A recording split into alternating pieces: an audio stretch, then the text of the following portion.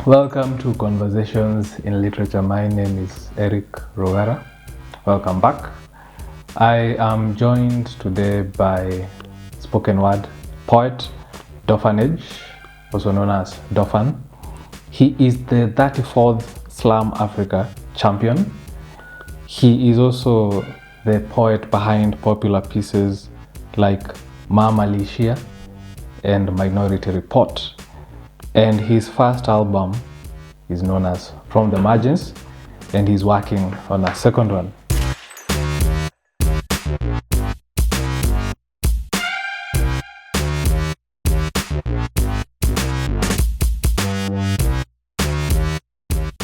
Karibu.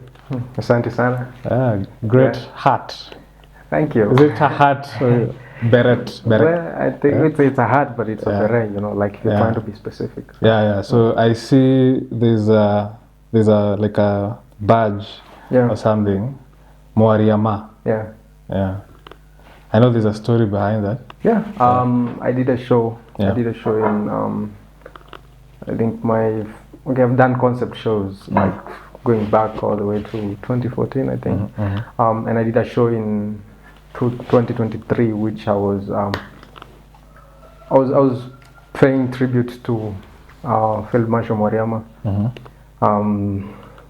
because I think partly because I feel like I represent that like spirit of truth telling that in which he earned his name in the Mau Mau, and also because I was born and brought up around the same place he settled after the war for independence. And I'm saying very deliberately, I'm calling it the war of independence because that's what it was supposed to be. It was. But they call it the emergency, the state of emergency. And most people don't know the reason why. It was the war of independence. But they call it the state of emergency because you see, Kenya was Kenya as a colony was a protectorate, which was a company, like was the British East African Company, right? So, and if it's a company, they were insured, and the insurance companies in London did not insure wars, but they insured emergencies. This word truth is a hot. It's a hot word. Yeah. We have somebody out there, politician, who calls himself a truthful man. Yeah. Which kind of reminds me of Julius Caesar. Mark Antony saying, Brutus and Cassius are honorable men. Yeah. Yes, they are honorable men. Brutus and Cassius, they are honorable men. Which was kind of irony to show that they were actually not honorable men. Yeah. You see, Mwariama means truth teller. You're a truth teller. Yeah. Are you a truth teller or a truthful man? No, do you think there's a difference? There is a difference, but also, and I think, which now, of course, it's arguable because it's all semantics, really, if you think about it. But essentially, when it's all said and done, the people know you. Because even for me, I can say that I don't now. People after the show, people have started calling me Mwariama, right? Which I'm okay with. But essentially, it's not up to me to call myself that. It's up to the people who know me, who've interacted with me, to really say that. And for people to call themselves truthful men, and we can dig out your history proper. Like we have, it's not like your history is not something that is a hidden secret. Like it's a lot of we know. Like you can't out of nowhere, out of thin air, just pull off, ways to describe yourself, simply because it suits you in this particular time. So, anyways, I think when it's all said and done, it's for history to put me or put you where it's going to put you, right? But also, living in a society that people have quite a goldfish memory sometimes. When did you know that the truth was your thing, telling the truth? I think now, with benefit of hindsight, I realized, even as a young boy, I had such a strong sense of justice. right? And in the time I felt like I deserved to get punished, I was okay with that, right? But the few times I felt like I was going to get punished for something I did not deserve to get punished for, then I had a problem with that. But at the time I was a very shy kid, I was not outspoken, and I was small, so I couldn't really fight back. I wasn't really good at speaking back. So so I know I remember I ran away from home twice, right? And both times it's because somebody was going to punish me for something I felt I didn't deserve punishment for, right? So and I didn't know there was anything artistic about me throughout primary school. I think in high school is when I think with the exposure that came with entertainment and variety shows, that's when I realized actually I'm pretty good with these words. And also I think I was also in a crisis, in a personal crisis, trying to because at the time I'd already lost my parents, and I was starting to stumble upon a few facts and about my life and my family, and I was lost. I was looking for a way out. And of course, at that age when there's adolescence, there's puberty going on, people will just dismiss you as just being a rebellious young person, right? They don't know exactly what you're dealing with, but they will just dismiss you as that. And it almost destroyed me, but luckily I found my own meaning of life and purpose, I think, around that time. Yeah. Why do you think the truth is such a contested thing in history and even in our lives? I think because even the what we call history, we didn't write it, right? The same people who altered our history that wrote our history, right? And I'm saying altered our history because our history didn't start with slavery, right? So that's how they try to insinuate, like when people are talking about African history, it's like where slavery kicks in. It's like where we interacted with whatever, the Persians or the Portuguese or the British or whoever. It's that's where our history starts. But our history goes, if we go by the theory of evolution, then we are the mothers and the fathers of the rest of the world, right? So what does that mean? Like we have a history going back before the Mongol Wars. Do we have a history going back in the sense of we know? Yeah, but also, and now do we have those? Do we the have records, the stories? The stories. I think the stories were there, but also there was a deliberate effort by the colonialists to, whether it's the Timbuktu and that which they couldn't steal, they destroyed, right? Yeah. Or whether it's Alexandria, and now and of course how now even religion was used now to kind of alter, the culture of like oral and orature in passing on stories, because if we never used to write it down, but because we didn't have to, right? Yeah. People used to pass it on, that's the reason why you go back, like there's a stories, where you would have to sit down with your grandparents or grandma or grandpa. The stories are passed on, which is how people kept that alive. But then you bring in the new dynamic now, for example, where and like, so instead of you sitting down with your grandmother, now you have to go to Sunday school, right? Or madrasa or whatever.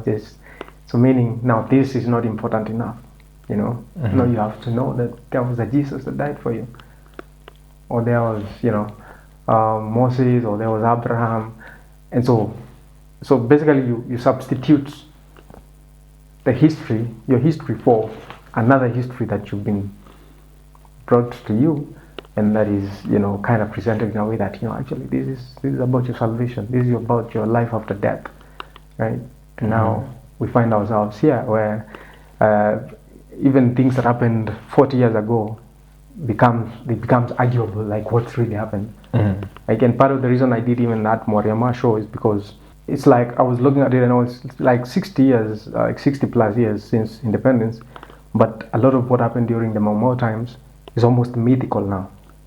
To tell people that there was this person, there was Dedan Kimathi, and it's like you have to use you have to use references or analogies from comic books to make it make sense to children. A friend of mine told me they went to one of these group of schools, like, and they were talking about the Mau Mau story, and they had to use Superman as an analogy to make these kids understand the Mau Mau. Wow. Which was just I get it. Yeah.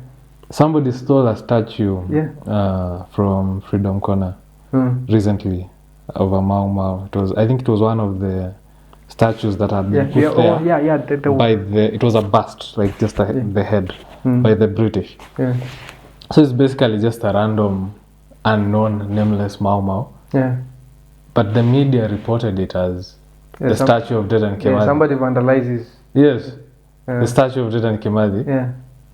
It was quite weird because they are talking about Dedan Kimathi. They even put the statue, which is on Kimathi Street, which is a very different statue. Yeah. And then they say Freedom Corner, and then they have the picture of him with the statue, which is decidedly not Dedan Kimathi. Yeah. So it's like we are in the situation where nationally people don't know about the Mau Mau. Yeah.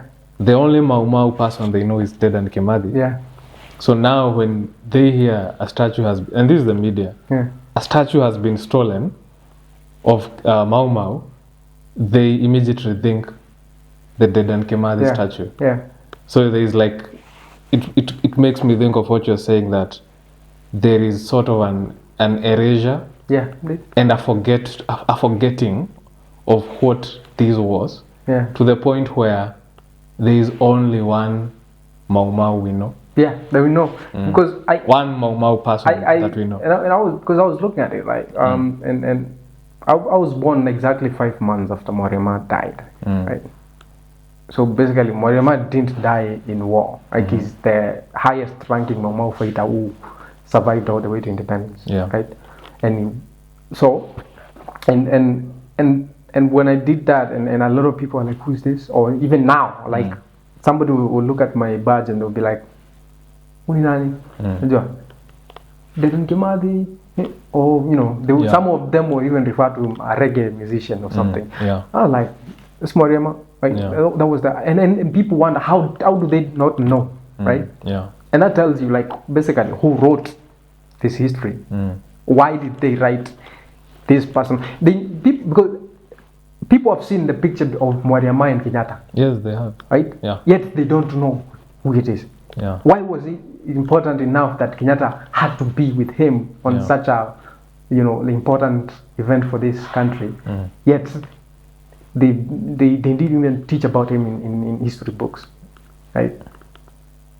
Because it's and the same reason why there's like a Kenyatta road almost in every town in this country. Major airports, major stadiums, buildings, right? And yet we don't have. Why do you think that is the case? Like, because essentially when you're designing or curating a narrative, right, you have to use the characters and the elements that support it, that kind of take people away from the other narrative. I like that, right? Designing and curating a narrative. So we are talking about truth. Yeah. So I asked you, why is the truth so important?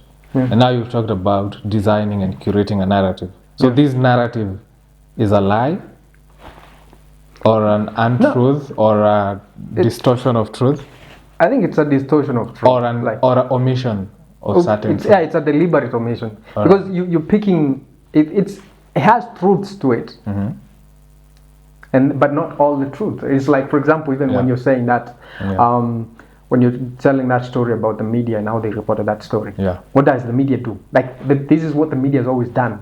Like, the media will tell you all the truth, but not the old truth.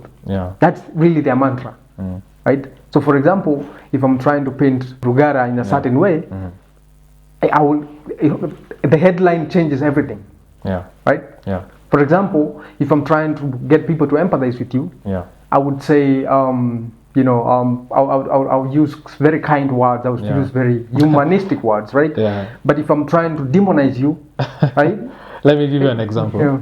When DMX died, it was the same time that the Prince died. Yeah.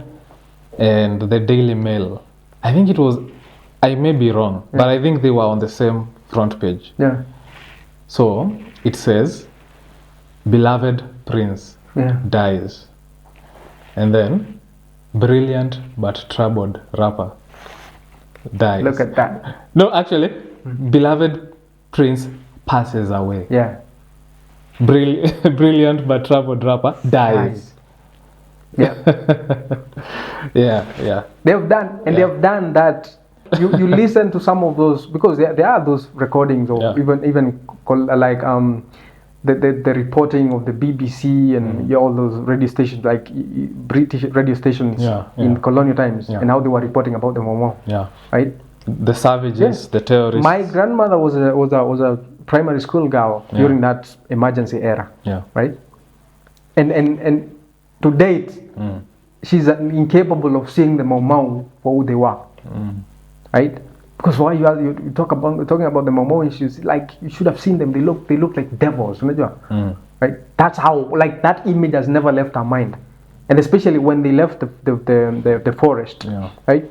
And like that clip of Mwariama and Kenyatta is parading him there, of course, like, which we've seen happen like almost every Mashujaa Day, where the government finally remembers there are veterans of the Mau in this country, so they have to be called so that they can, basically they can give credibility to the occasion. So that wanaleta wanakalishwa pale mbele, they dressed in whatever regalia, right? But essentially, after that day, nobody follows through, right? Like their families are still wallowing in poverty, right? So it's the same thing. Even when Kenyatta is parading Mwariama there, and he's even misinterpreted some of the things he said.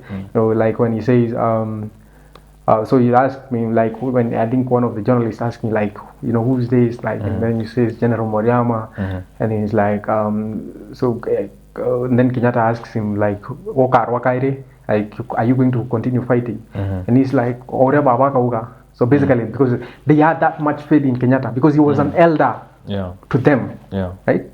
Because they were just young men who went into the forest, right? And so for Kenyatta was an elder to them, and they had faith in him, right? So he's like, which is like whatever father says. So he's whatever you tell us, basically Baba. And you see, and you see Mwariama, when he's saying that, he's not speaking just for himself.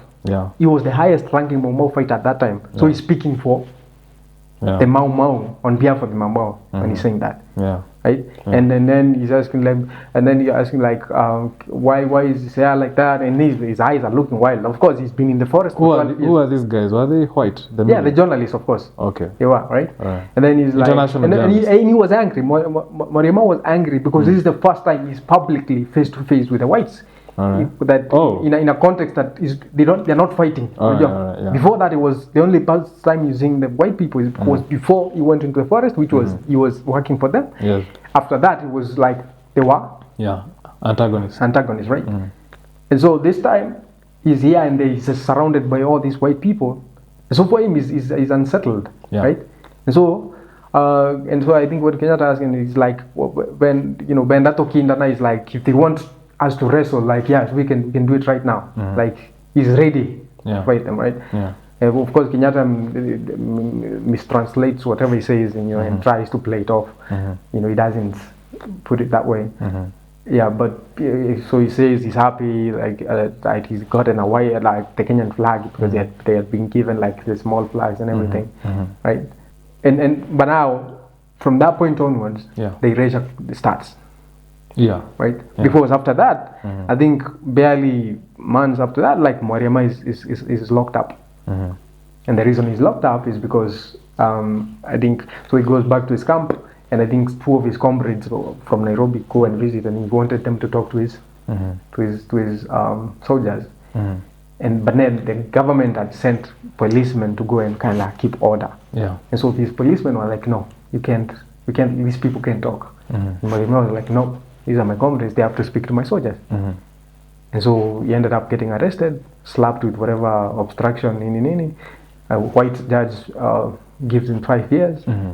And of course, at that time, what is this guy who was the Attorney General? Jonjo. Yeah, Jonjo was, because Jonjo was anti-Mau Mau, like. Yeah. So he's also. Jonjo, it's too good to him to say he was anti-Mau Mau. He was pro-white. Yeah, he was pro-white. Yeah. Right? He was pro-British. And so basically they slapped Mwariama with a 5-year jail term. And so, but then I think after a few months, Kenyatta plays it off that like ati he didn't know, ati ni Jonjo ndiye alimfunga bila consult. Yeah. And now he's also going to release Mwariama without consulting Jonjo. Like it's like he's so basically create an antagonism hapa hivi so that it seems like he's actually on his side. And people believed it. Yeah. These games are not new. No, they're not new. They've been played from the very beginning. Yeah. Right? Yeah. And so after that now is I think it goes back to Timau, leads his life there until when he dies in. But now the question is, the people who create the narrative, why do they create the narrative? Because it suits their interests. How so?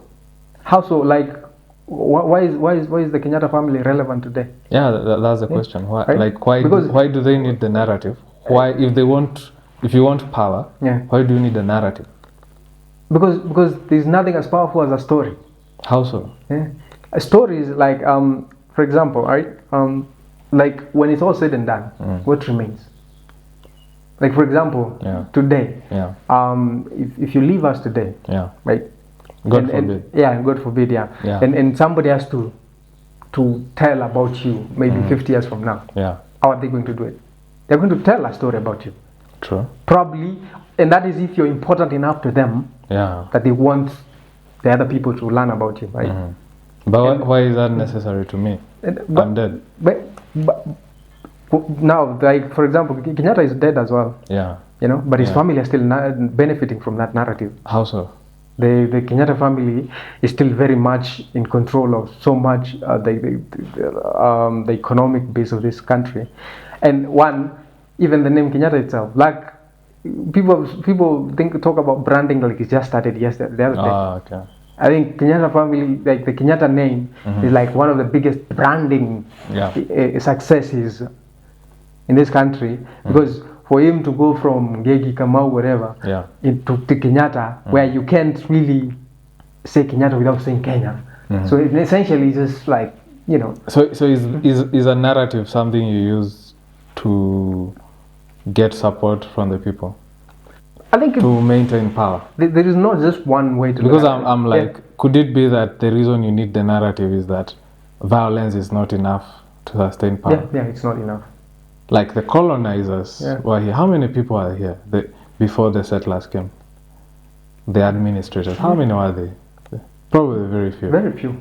But how did they manage to control the people? Okay, I know they used violence, but then they also sent a lot of anthropologists to study us. And that's you see now the thing even with anthropologists is that when people talk about like colonialism, they talk about missionaries and soldiers.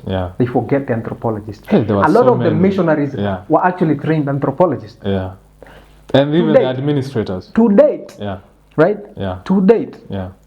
The British whatever museums and archives, they have more information about where you live, what animals live around that area, what insects live around that area, what crops and plants grow within that area, what type of soil is within that area than we do. True. Right?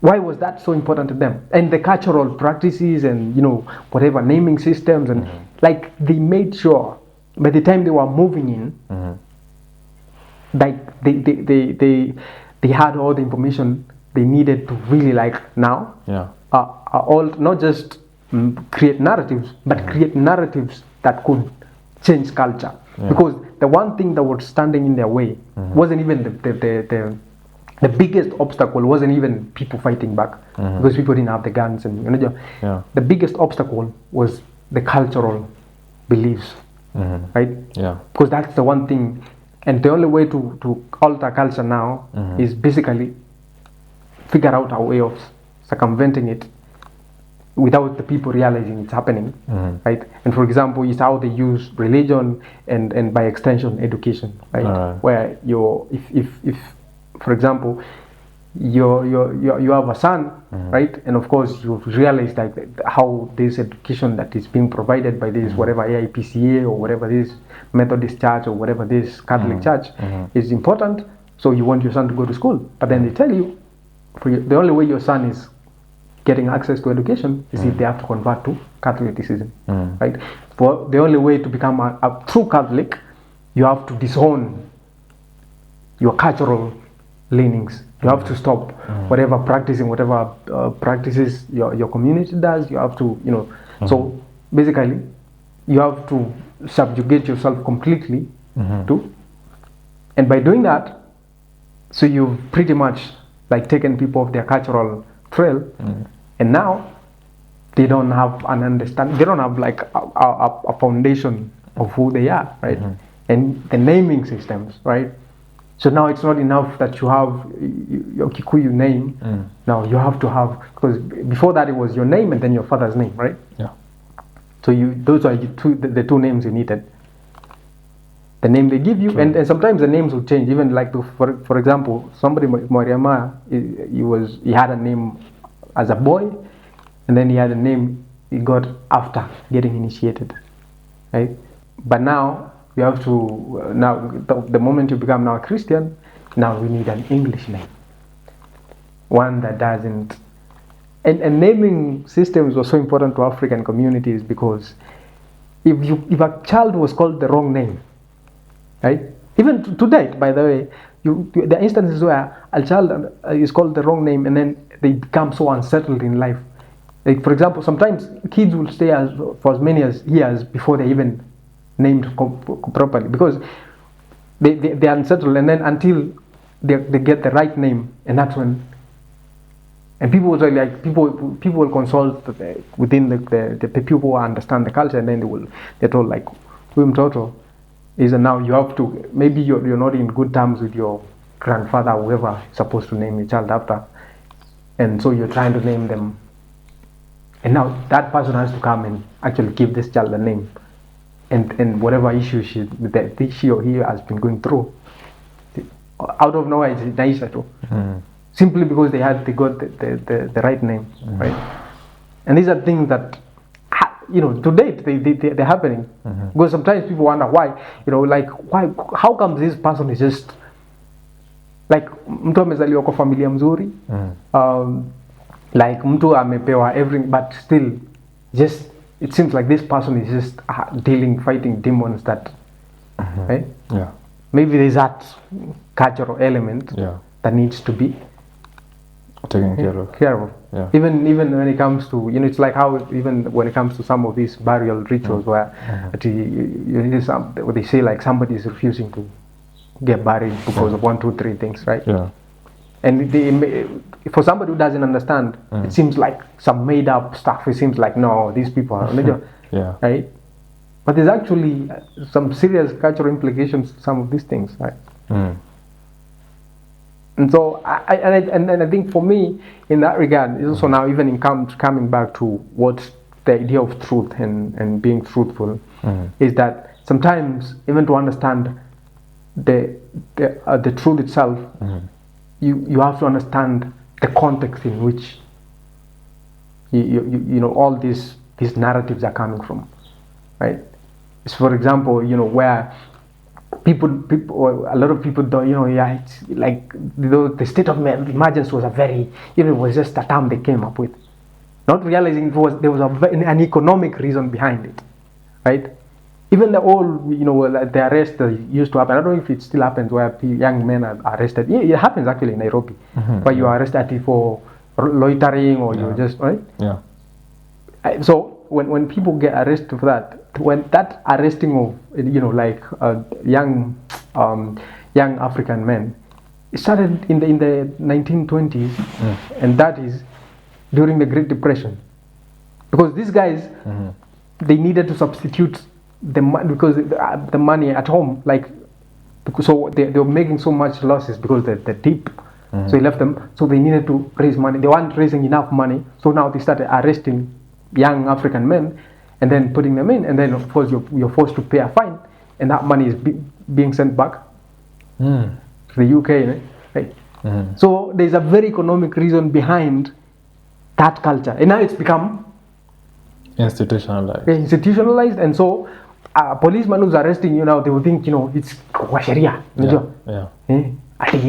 I don't even know if I don't even think it's constitutional. Yeah, no, it's not. Yeah. Right? But it's become so institutionalized that it's some of those unwritten, Yeah, it's culture. Yeah. Laws, they become the culture of the police force. Yeah. Or, even though they say it's a police service, but we all know otherwise. Jeshi la polisi. No, that's what in Tanzania it's called. Jeshi la polisi. Yeah. So now we've established that truth, that what do you call it? Narratives. Yeah. False narratives or untrue narratives, or narratives are necessary to sustain power. Yeah. So when you say you're a truth teller, is this meaning that you have an interest in breaking down power structures? I think not even breaking down per se, because I think eventually we might need to break down power structures to come up with the right power structures that work for us. Because as it is right now, I don't feel like the available power structures really work for the larger population of people. But I think for me initially is really like to provoke a conversation, to provoke a different kind of thinking, to force people to interrogate what they think they know as the truth, right?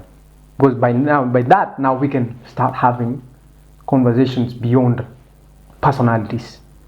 Because right now we speak of, it's like we let personalities, like populate a lot of what we talk about.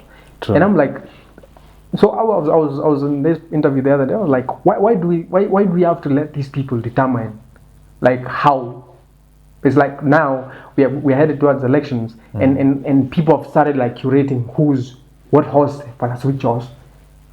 Who are they to? The same people who have been killing us is now like the ones shaping the narrative of how we approach the next elections. But why do we let them pull us into that? Because it's not an alternative if they're the ones who have presented it to us. What stories should we tell to change the narrative? For me, I feel like we have to, and this is something I've always wished for. Like I've always wished for, like every time there's elections, I always wish like Kenyans would do the least expected thing, right? It's like everybody thinks you're voting this way, and then everybody just goes. It's like you vote for the least expected character, right? Across the board. Across board. No, because it also doesn't help to vote one person. Right. We've seen how the co-opting or even deliberate assassination of people happens, right? Yeah. So it's like people have to, and also realize that when the moment we let them like draw us into their drama, I think they're the ones who are the script writers. They're going to direct it the way they want to direct it. Script writers. Yeah. It's a script? It is a script. It's staged, right? All right. If it weren't staged, right now... Yeah. It's a lot of effort. No, it is. Yeah. But you see, it's worth it for them. It's just not worth it for us. Because it makes me wonder, if all this effort is put into sustaining the narratives, because they need the people to believe in these narratives, does it mean that the moment people stop believing in the narratives, what happens? What happens is now that people start like having a more pragmatic approach to life, where for example, my thinking is that any system or any institution for that matter is only as strong as the faith the people have in it, right? I don't understand that. Why? It's because for example, why right now it's almost counterproductive that we have a police. We have police, right? Because for the most part, there's in certain, maybe not for the larger population, but in certain places, the police do more damage than. Right? True. Right? True. But why are they still there? Because there's somewhere in people's minds, they still have the faith that we really need these police people, right? Crime. Yeah. There's crime. But who are the first criminals? Thieves. No, but the police, in some cases, the burglar who comes to my house is not police. No, but still, the police that won't stop the police from whatever. Like actually, the policeman will literally like take money off your pocket in public. They don't have to come in the middle of the night at the or when you're not at home, like a burglar would. Yeah. So they're going to rob you in daylight, and it was going to be justified. Right? Yeah. So, or right now, like even when you look at politicians, the reason why we have a burglar to start with is probably because somebody looted billions, right? Yeah. The reason we have the reason why a lot of guys, for example, will be mugging people is because the money.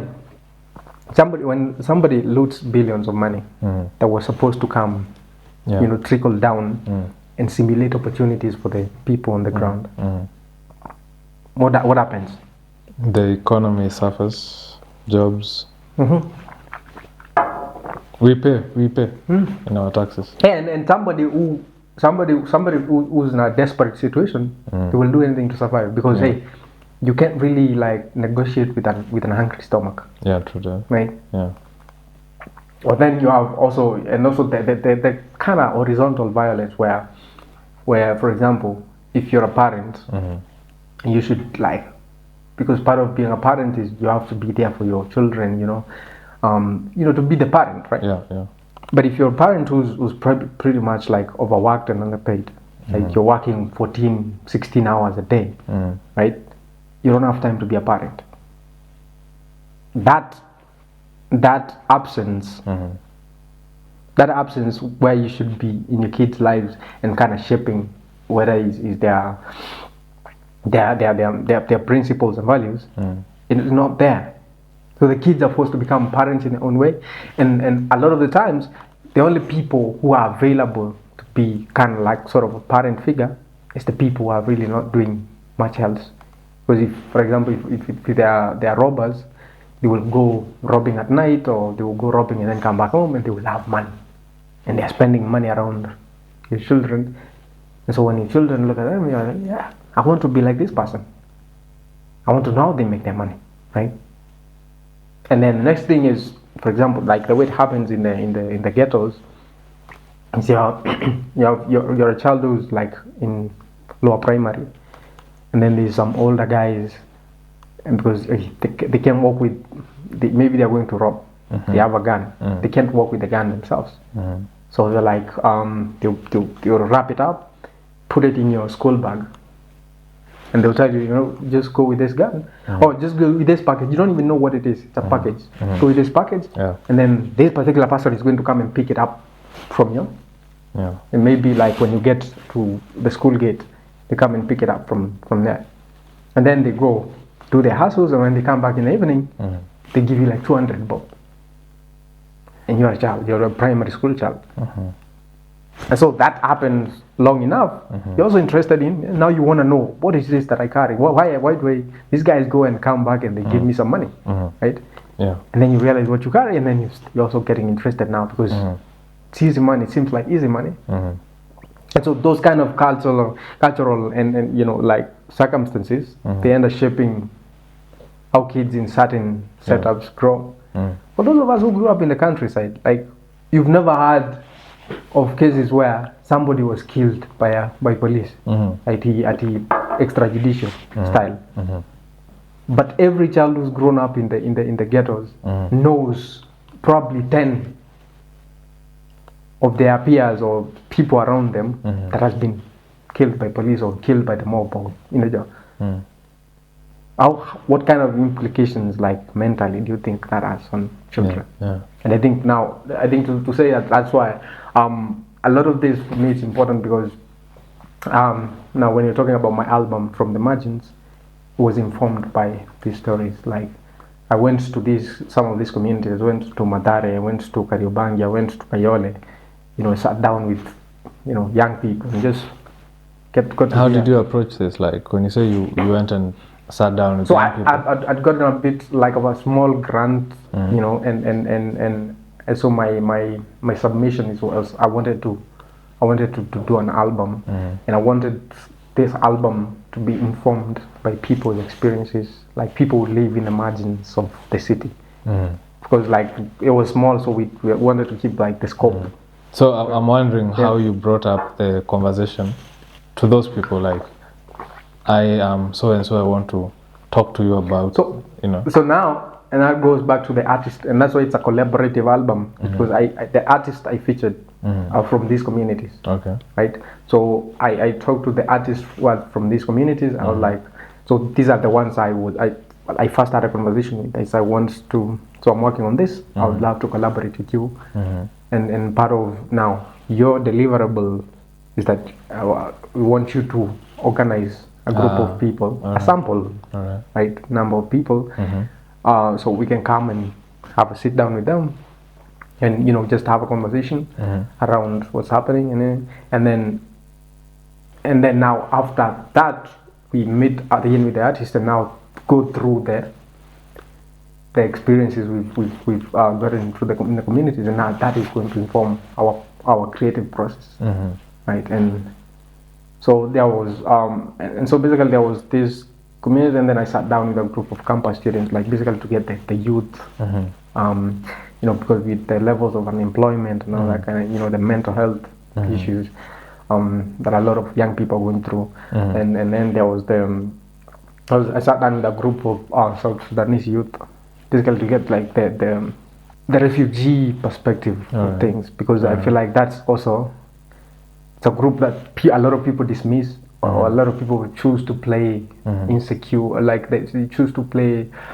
So instead of trying to empathize with their experiences, we choose to go there, the insecure way. Now the whole xenophobia business starts out, like even now when people are harassing the Burundian guys who sell coffee or sell it's or sell groundnuts and that, it's really, people don't realize that's exactly what they're doing.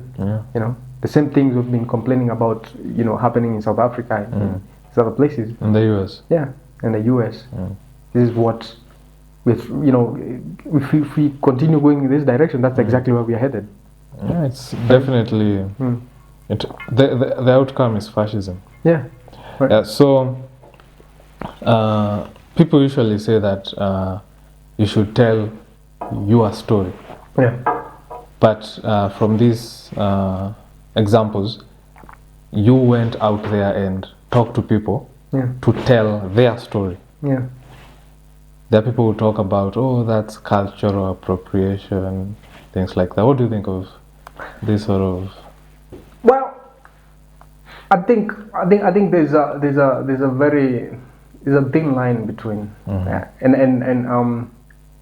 and is it even a valid criticism? To a certain, in certain cases it is, right? In certain cases it is, because and I think because if it's exploitative, right?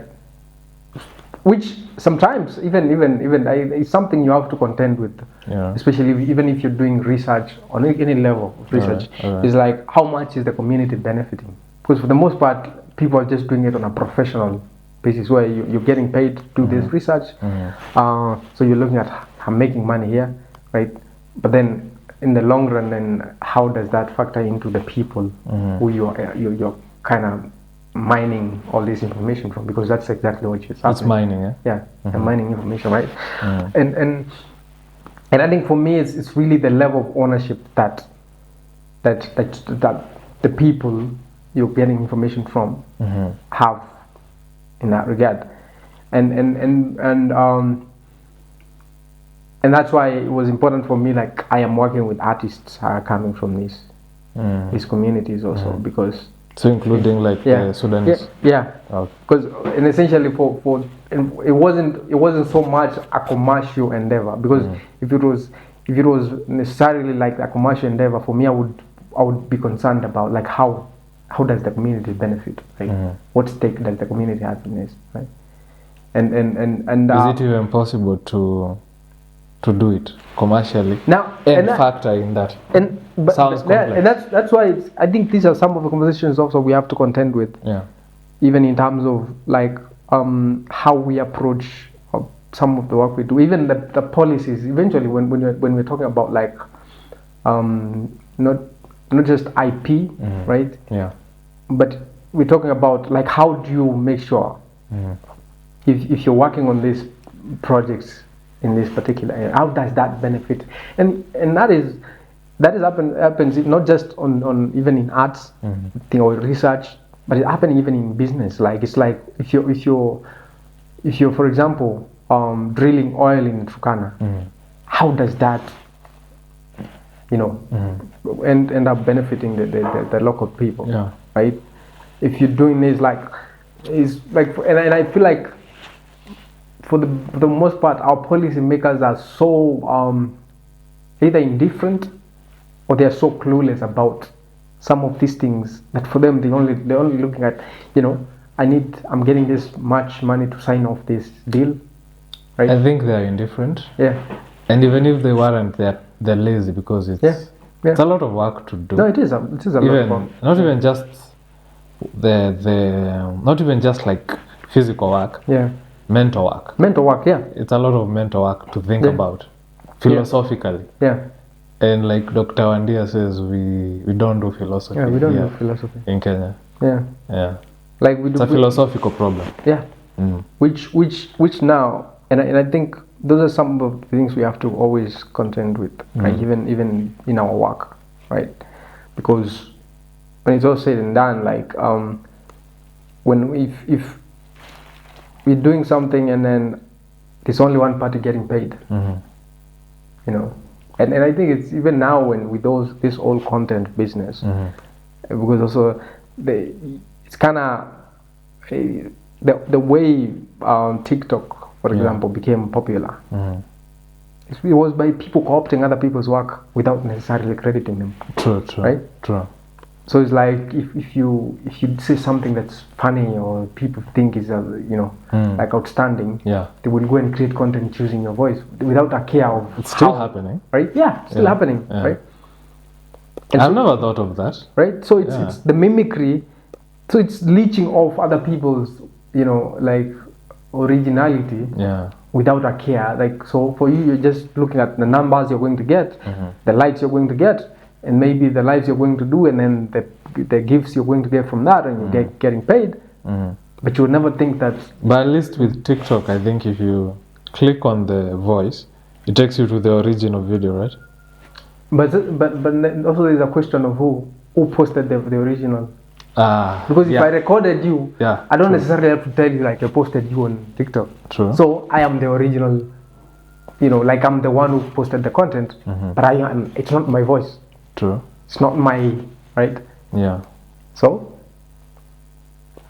I see it. So basically now we are here and there's that crisis even when people are talking about like platforms like Spotify and Apple Music and how basically like artists who are lucky enough to come in the era where there was no streaming platforms, they were selling actual records, right? Yeah. And they made money, right? Yeah. Piece by piece. Piece by piece. It's like now you have billions of views and you can't make half the money you I heard make. Snoop Dogg complaining about it, that he'll have millions of views but he'll make maybe $70,000 or something. It's the corporations that are but you see the thing with that also is now how and that is in the States where a lot of these platforms are based. Yeah. Now imagine for a Kenyan artist, because even the policies that regulate like even the payment for artists outside of the US is different. Yeah. Right? Africa is totally different. Yeah. It's like, for example, they will tell you like because it's all about advertising. Yeah. No, they will tell you even though there's a part of it that is not even that. There's a part of it that is kind of like institutionalized racism, right? All right. Because they'll tell you if you're booking a hotel, for example, in the UK, right? From Kenya. Yeah. You get charged way higher than if you were booked an hotel from Sweden. Oh. Right?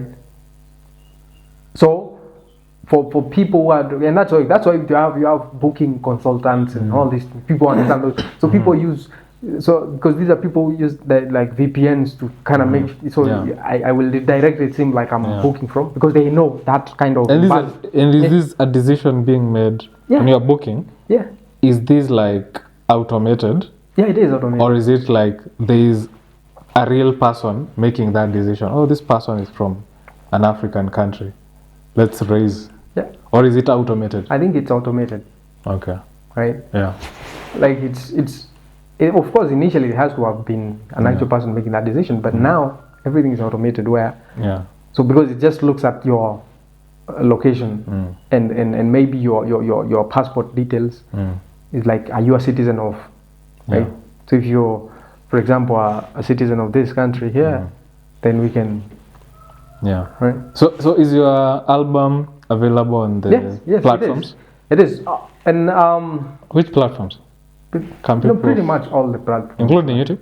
Yeah. Okay. No, it's not on YouTube. It's not on YouTube, but it's on Spotify. It's on. There's only one piece. Like I think that's on YouTube. All right. But it's on Spotify, it's on Apple Music and all these other platforms. And for me, just making it available on those platforms, there wasn't really so much that I expect to make much money out of it or any money out of it. It was so much for access. Because I feel like, of course, I want to make money out of my work. Like it's a lot of work, just the creative process and the recording and everything.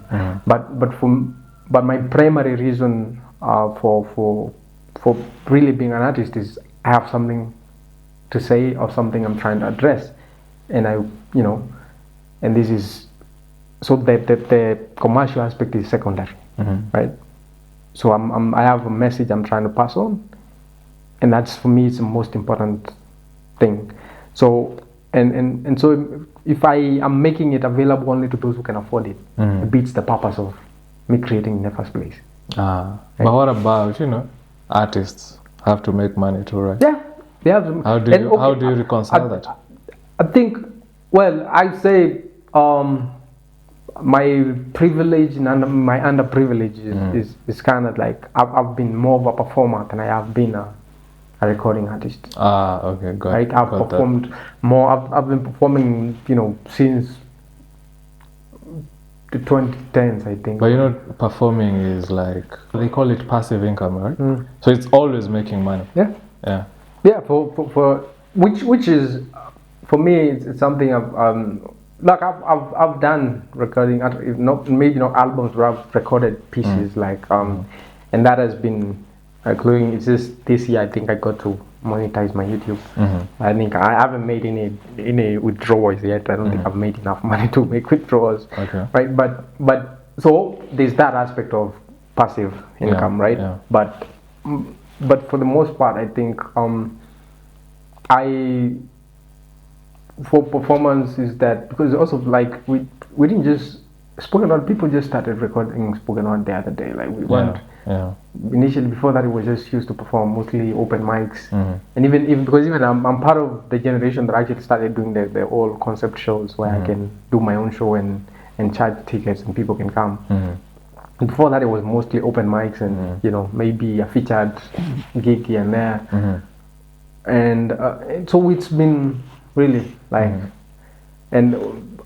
So even how we do the recording is kind of like the musical way, like music. Of course, our work is not necessarily music, but those are like, that's the only approach to do it. Like it's like music, yeah. The only, we haven't like come up with our own distinct way of. So you say you're the first generation. Could you give us like a brief history of spoken word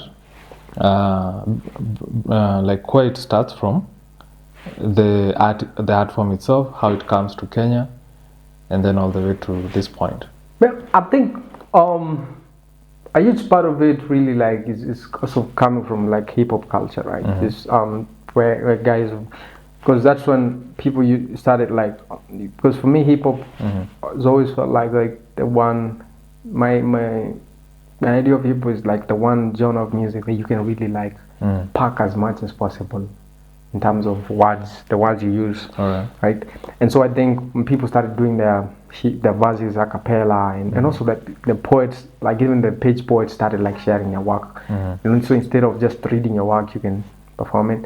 So the one platform that popularized spoken word as a genre was there was Deaf Poetry Jam that happened. That was, I think, airing on HBO in the early 2000s, right?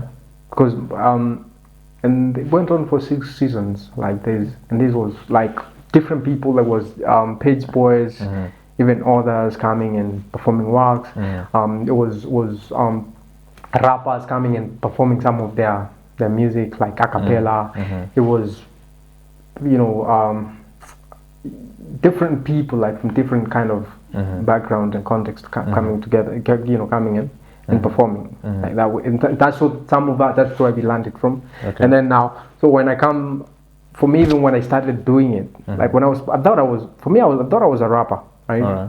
Like at least that's what I started doing. So I was rapping, and then I think somewhere along the way, I found myself like having to perform, and I didn't have any instrumental. I didn't have any music instruments to back me up. And somebody said, you know, oh, so you do spoken word? Because also my writing wasn't very like rhythmic as a rap, whatever, because I didn't have any background in music per se. And so I was like, okay, so that's what it's called, right? And then I kind of went and checked on like what's there, and so I found a lot of that. And then I think I was watching TV. I was still in Meru then, watching TV, and I saw Grapevine. They had featured Slam Africa. At the time they had featured Wamadai live. You know, some of the events, the spoken word events are happening in Nairobi. I was like, I love to, you know, to get to some of these platforms.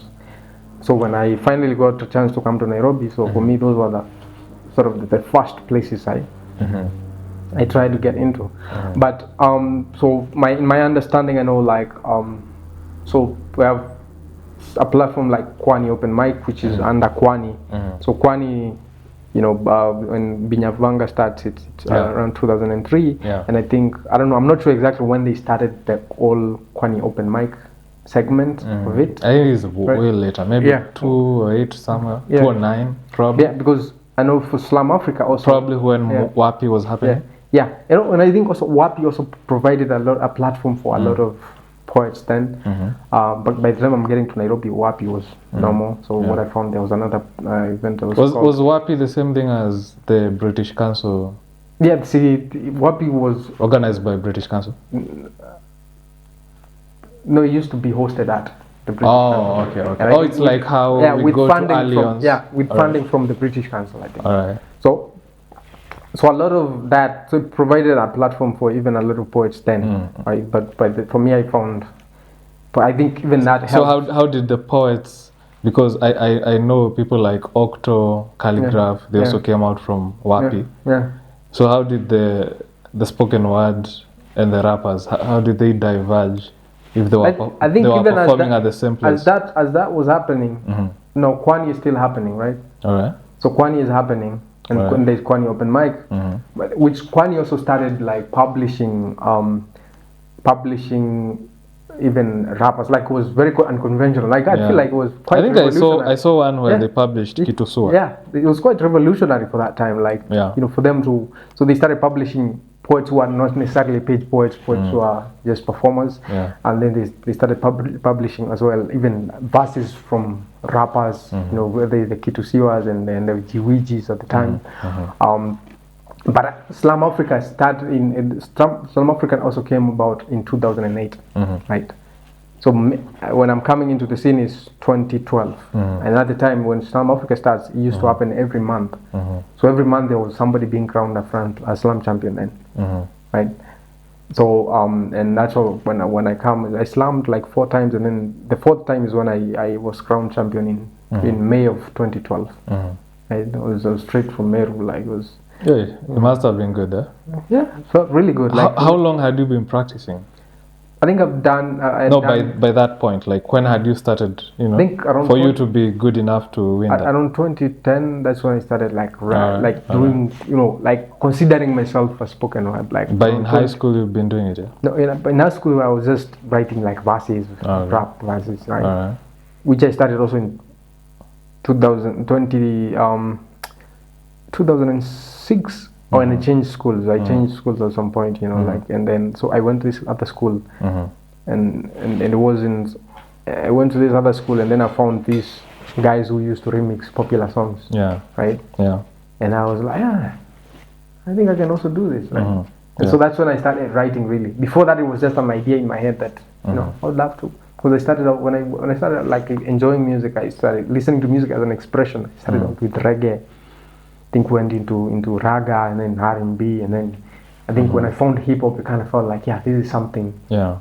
There's a way to this expression that is kind of raw. It speaks to me like in a way that these other genres can speak to me. And I think also now when I go to spoken word, it's kind of like, this is somewhere I can express myself without thinking through like, maybe I have to be, on the beat, or maybe I have to follow this particular form, right? So, unlike poetry, and then poetry, the way we learned it in high school, man, it was brutal. Like I just, for me, I can say I enjoyed poetry in school, right? No, even literature. No, I was pretty good with literature, generally. Yeah. But poetry is not an aspect that I came out with in high school. Like, I enjoy poetry per se. Right. I know even for something like Coming to Birth, I haven't been able to pick Coming to Birth since high school, because for me it was such a brutal book. Like I struggled with it. I don't know, it's just the idea that you're being forced to read it. Yeah, I'm being forced to read it. Like it's an examinable thing. It's not really like an arts, like a creative writing piece, right?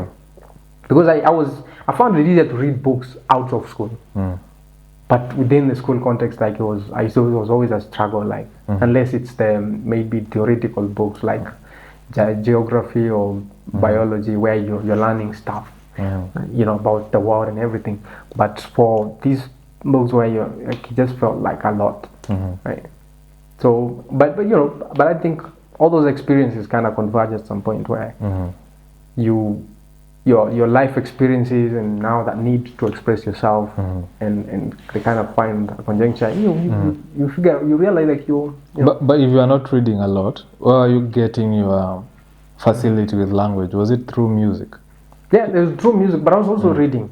All right. I wasn't reading a lot of what was school material. But I was novels. Yeah, back home, I think my dad used to read a bit. My grandpa also used to read a bit. So there were books around, and so anytime I was on holiday, I would pick books and just, because I think I've also always been a very curious kid. I always wanted to know like new things. So I'm curious about like when you started developing as a poet. Yeah. You were writing initially, right? Yeah.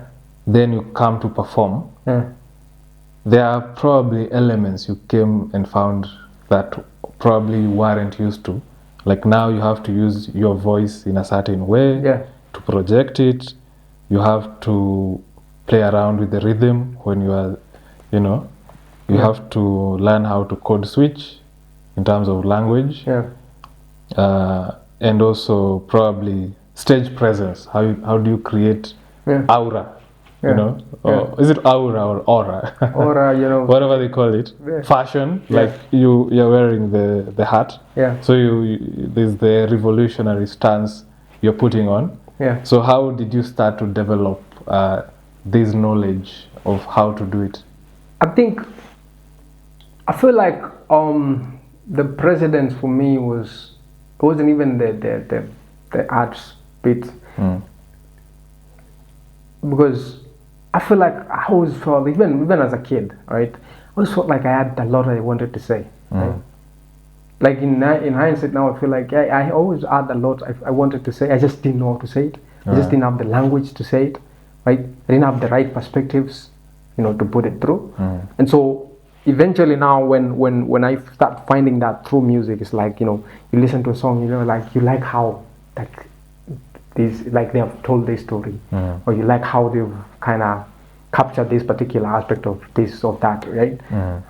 And so that kind of went into now my repertoire of experiences and techniques that, right? But also, and as you learn that, even in seeing how people are playing with words and how people are, talking about, even listening now to a lot of Kenyan hip hop, like just the Kalamashaka's, the Mashiftas, or even the Walanguzis, the Wakimbizis, like all those guys, like K South, and all these people are very different, like very distinct in their approaches, but they were very creative. Right? So I think all that, and now I think you because we all start with imitation, like it's like we imitate the things we love, like things, and then eventually you start finding your own voice, your own path, and that's if you're really deliberately trying to hone and hone your craft, right? And for me, that I was very hungry for that. What about excellence. Curating your identity? I think that now and also your sound. that goes back to the things that mattered to me, the things that I felt like were important to me, right? And because even whether it's did you always wear the beret? No. All right. I actually started wearing the beret somewhere in 2018, 19, thereabout. But also I felt like it captured because even then I was known as this very militant poet, right? In what I was writing about, I was performing, right? So I feel like it's finally kind of fit. Where did this militancy come from? I think remember what I was talking about, like the old strong sense of justice, right? That I feel like that's where that comes from. All right.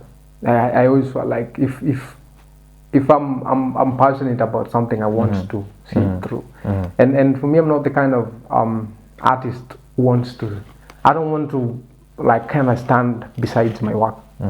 I want to stand behind my work. Like I want when somebody reads or watches me perform, I want you to get that I actually believe what I'm saying. I actually stand for what I'm talking about, right? And that has its drawbacks, So you want to embody your work? Yeah. All right. So like I try you and your work are inseparable. Yeah. I try to. So like we having this conversation, it's you are performing. Yeah, kinda. You can say it that way. Not really performing in that not really performing that I'm staging this, but in that this is who I am, right? But the question is like when you go on stage, are you performing? Yes. Are you doing a performance? Yeah. Or are you being you? Yeah, more like being myself, right? But there must be some aspect of. But also, this is the one thing that kind of sets spoken word apart from a lot of other genres of other art forms. Is that spoken word is what makes, for example, the difference between like a written poem and a narrated poem, right? Or even the oral literature. Or the oral performances we used to do in high school, or the choral verses or the solo verses. With spoken word is about your believability, right? I think that's why the spoken word, because we're more. When I'm performing, it's kind of like I'm having a conversation with you. I'm speaking to you, right? Yeah. I'm speaking with you. All right. Right. So and because I feel like my most powerful performances are when I am able to go back to the place where I wrote that piece from. So let's talk about oratory. Yeah. So Martin Luther King. Yeah. I have a dream. Yeah. There's a rhythm. Yeah. Put a beat behind it. Yeah. Is that spoken word? Could be. What do you think? Right? Could be. Yeah. Yeah. No, like the great orators. It's a speech, of course. The great orators. Yeah. It's a speech, but it's very well crafted. Yeah, it's well crafted. And it's rolls, there's a rhythm. I have a dream. Yeah. is the same thing you're doing probably. Tulienda tuka, like there's a rhythm. Yeah, there's a rhythm. But I think both there's a rhythm and but also it's kind of distinct when you start going into the nitty-gritties of it, because I feel like every person has their own style. So, because I would say my style is very different from for example, Teardrops. Okay. My style is very different from Mufasa or Goofy, or even Virusimbaya, who used to he's a spoken word. Used to perform spoken word at some point. Like our styles are very different, right? Yeah. Or even like there are ladies like Raya Wamboi and Namatsi Lukoye, and everybody has their own style, because I think also we a lot of our styles were also informed by our my way into poetry was through music, right? Through music and more so hip hop music. So that's why even you look at a lot of my pieces, a lot of them, is that I write more like a rap song. Like I write a chorus, a verse, a chorus, a verse, right?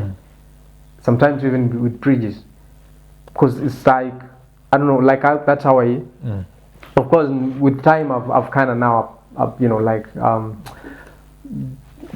tried out different ways of doing that. But also, it just depends with how I think how it feel like it comes best to me.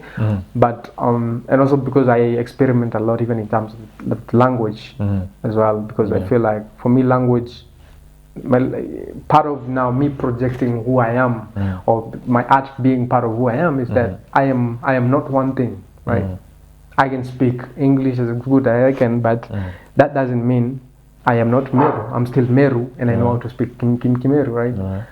That doesn't mean I don't know Kiswahili. I learned Kiswahili in high school or in school, and I can speak Kiswahili, and so I can express myself in that. I came to when I found myself in these urban setups, or even Sheng is part of our youth culture and urban culture, and something I can, and it comes easy to me, like so, and I'm trying to really like express all that, right? Yeah, as part of the complex, being and identity that represents me. Yeah. So, who are some of the people you are looking up to?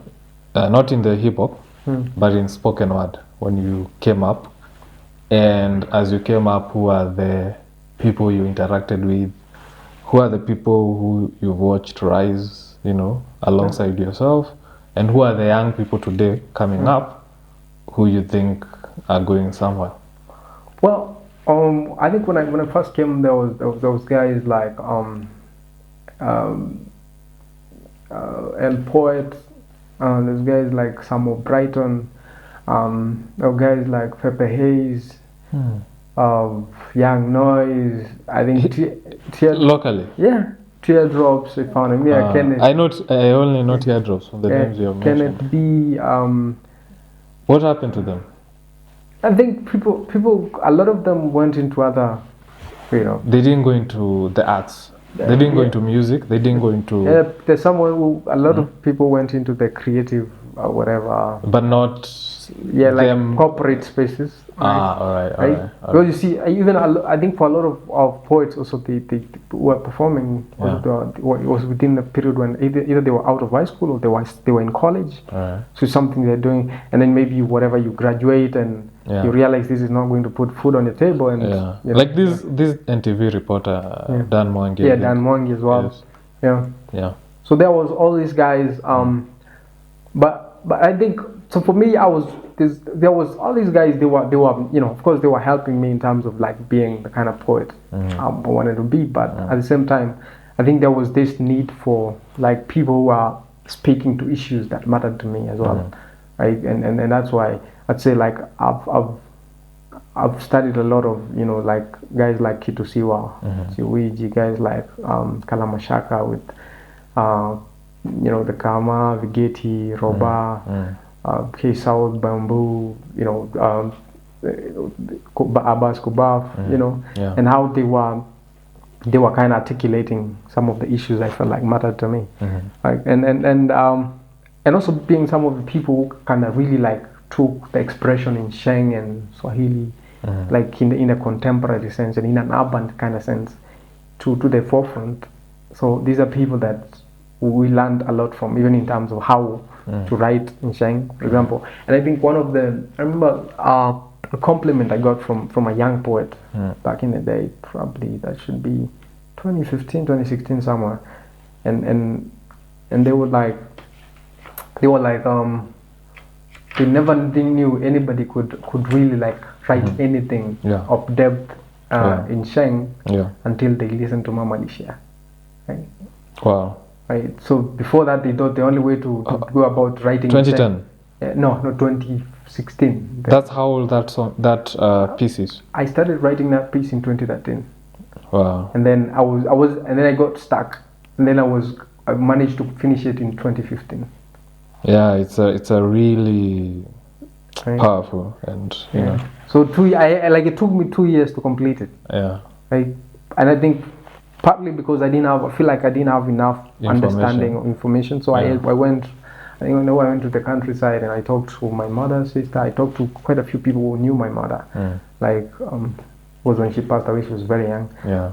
So I needed, because I didn't want it to come out like a rant. Yeah. Like I wanted to humanize her and also humanize my own experience, like in terms of growing up in that kind of context. And I think today it's really one of those pieces that I always find somebody who's like, thank you for that. Like, and for me, so and in that way, so I feel like, so these are experiences I've informed by different people, and I think even that, the storytelling aspect here, I think I've studied a lot of Professor J, like with the storytelling, the rapper. Yeah, the rapper.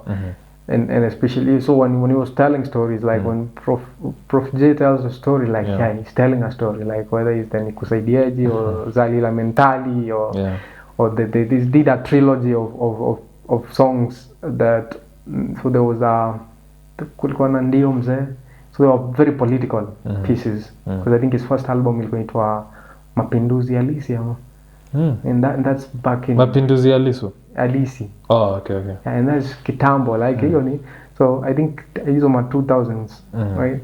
So you had this like trilogy of songs that were released over years. So the first one was Ndio Mzee, was like a politician kind of asking for votes, and then people are agreeing with them, and then the next one is Sio Mzee. Now the same politician coming back after the failed promises and asking for votes, and then people are like, Sio Mzee, like they don't want. And then the third one is third one kulikuwa na kikao cha dharura, so kikao cha dharura I think ndio bado Sio Mzee, like it was like an emergency meeting. And then the third one ilikuwa Nangatuka, which is now the politicians finally coming back to their conscience and pretty much like stepping down because they have failed people, because they have been they have played demigods and made people suffer. So it was I think some of those things like also kind of showed me how the different perspectives in which you can approach like this, like some of these very sensitive and conversations. So I feel like even when I finally got to write a piece like Minority Report, which I did in 2016, right? And 2016, so when these guys are acquitted from The Hague, like their cases, because of course some of the witnesses have either recanted or some have disappeared, and then they decided to go and celebrate in Nakuru. That just rubbed me the wrong way. Because because I was like, you guys, we know you're not innocent, but why would you opt to go and celebrate in Nakuru? Nakuru is very central in terms of the people who are actually victims of the post-election violence, right? And yet you think that is the best place to go and celebrate because you've gotten away with killing people or organizing for people to get killed. So it felt like they were literally like showing the middle finger to victims of post-election violence, right? I think so. That is the one piece I wrote in the shortest time. Like I think I was done in like an hour or two. Started like as technically astute, because I feel like, so the writing of it. Yeah. So many people have told me like they've tried writing like that. Imameshindo kurecreate hiyo nini. Mimi mwenyewe sijaweza kurecreate hiyo style tena, right? Just you're going with the like the final word in each line is the first line in the first word in the next line, and going off to the end. I like that. Okay? Yeah. Like, and because I think I was in a zone. Yeah. I was pissed off, and even when I'm performing, I always tell people, like, this is for me to just piss you off, like this, because I feel like people just need to. Sometimes you're not angry enough, like, and so I think, and I look at that, and I feel like I don't get to write pieces like those without studying the works of people like even Tupac Shakur or Immortal Technique, or studying the works of Kalamashaka and Shifta, studying the works of people like Professor J, and so I say, like, even when people ask me like, who are my favorite artists, not like I don't have favorite artists. I have favorites. Like, there's so many people I've learned from. Like, and I continue to learn from. Even just listening to music. Listen to music from all over the place. I love a lot of country music. Is like the storytelling is so, like, so I love a well-written song. It doesn't matter what the genre is, right? Because I think I respect words that much. Yeah. And that's why sometimes when people misuse words, like, kind of take it personally, because I know how powerful words can be. Like, when it comes to storytelling, when it's just listening to, like, as anybody who appreciates storytelling, has to appreciate a song like "Stand" by Eminem. Because as a storyteller, that's something you wish you wrote, like. Because what zone you have to be in to just write something like that. Or even in Romy Swahili, Sleeping Pills, like, and to think that Romy was 17 years old when he wrote that. He was 17? Yeah, he was in high school. What? Wow. And then because I asked myself, what was I thinking about at 17? Because my mind wasn't there. I was writing poetry at 17, it was pretty bad. Yeah, very basic, right? Yeah, because that's, even for me, what I was writing at 17, like in high school, it was just, right? Yeah. But to think that Romy wrote that piece in high school, like, just, you have to appreciate, like, that level of astuteness, like, at that age, right? Because I remember doing a review of it, I was like, this song is like our version of Kanye's Heartless. Yeah. In the night, I hear this song, coldest story ever told, somewhere far along this road, he lost his soul to a woman so heartless. Yeah. And in Sleeping Pills, he's basically also, the artist is losing his soul to the music industry, which I think is the same thing that Kanye I think was talking about fame, which is basically the same sort of kind of similar, which is also like even Immortal Technique, like Dance with the Devil. Yeah, it's kind of like the same thing where maybe not necessarily fame, but just that craving for attention, craving for belonging that leads you to to places you wouldn't ordinarily go. Right? So I think that kind of, you have to be, I feel to be, it's like somebody said, like, a huge part of writing is reading, but I think for me, I would like to add that a huge part of writing also is just living, of course, reading, observing, just being in the thick of life. Because there are things nobody can teach you. Yeah. And for example, some of the pieces I've written, even Mum Aliishia, right? That is not something I could say I would have read somewhere. Like, I'd say, like, just to approach it the way I did, or even even like, there's another piece that I've written now about my experiences with my father, or lack of it thereof, the Naito Baba Sahi, right? And that basically is based on the fact that, so I lost my father when I was finishing primary school, when I was in class 8, but I had never called him dad, father, or whatever, even once, right? And he was there. Basically, it's that by the time my mom is passing me on, to my dad's side of the family is not settled, so I'm taken on by my paternal grandparents. But my dad was around, so I used to see him every day. But I just didn't understand how he was my father, like, right? So I was never able to call him father, like, and so that piece is that, like, it's so when I, that's why the way. But you knew he was your father. Yeah, like, but I just couldn't. It just couldn't come out. So I remember my grandmother used but to. But he did treat you like his son. We didn't have a relationship, so the only time you would think of, like, we would try to talk to me or whatever, is when he was drunk. And he was a functional alcoholic, like he was always drunk anyway. Yeah. So when he was drunk, that's when he would come to me and be like, son this, son that, and he used to piss me off, like. Yeah. I used to hate it. Yeah. Right. But now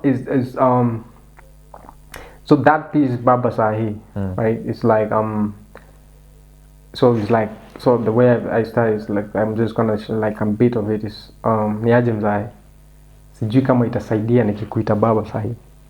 Tu hata ungekuwa si uko sure kama ningekuwa nishapata sababu kukuita Baba Sahi.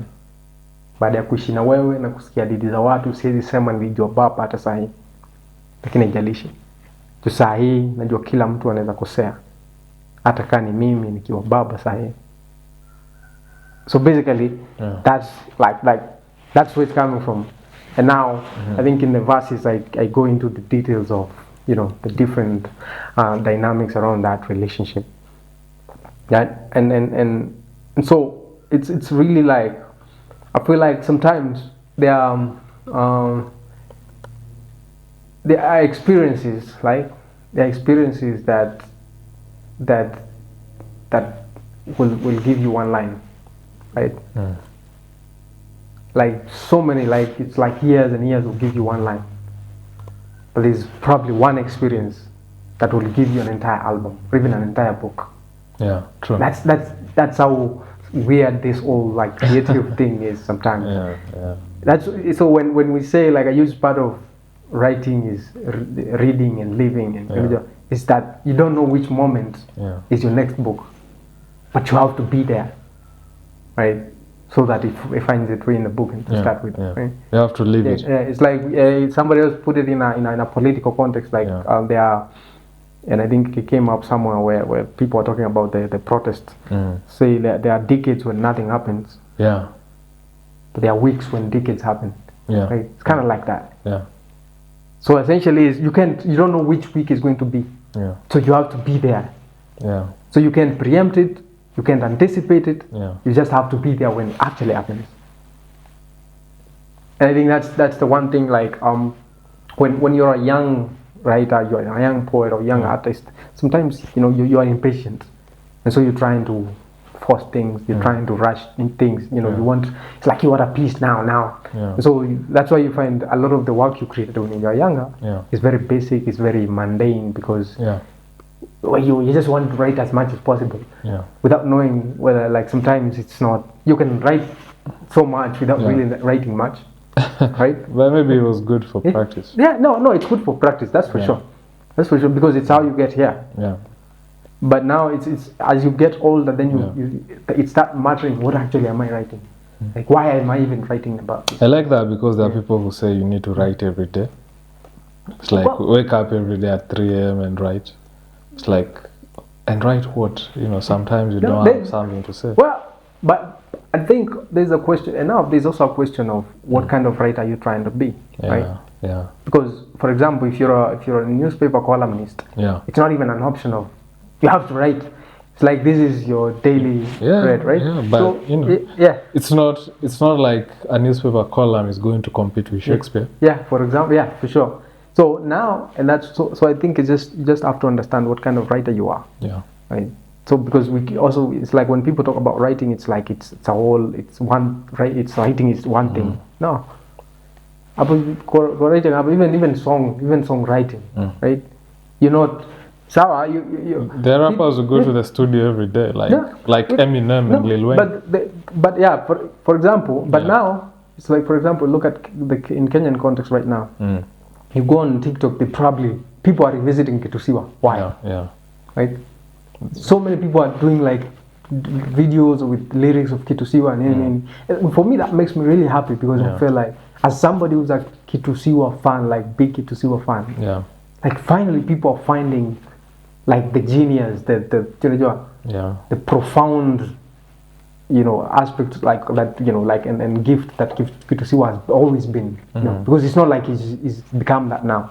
He's always been. You listen all the way from system ya majambazi ama pesa pombe siasa sifa na wanawake, like you look at his lyricism, it was always like way ahead of the pack, right? Or even you listen. Is even in this song where Abongo Wadiama. Yeah. He's one of the people. Mshairi, yeah. Is it Mshairi? The one who he says, right, I'm famous. Yeah. Mshairi kuna angalia saa. I think it's Angalia Saa. Yeah. Right, I'm famous. He talks about alibiwa na wife yake akaripiwa. Yes. Na hiyo ndio santi alipatiwa. Kuwafanya nini? Yes, like I listened to that part. Za kuwasaidia. For the whole song, that's my favorite line in that song. Or even in the same verse when he's talking about Munyakei, Munyakei kuanzisha corruption, zero tolerance.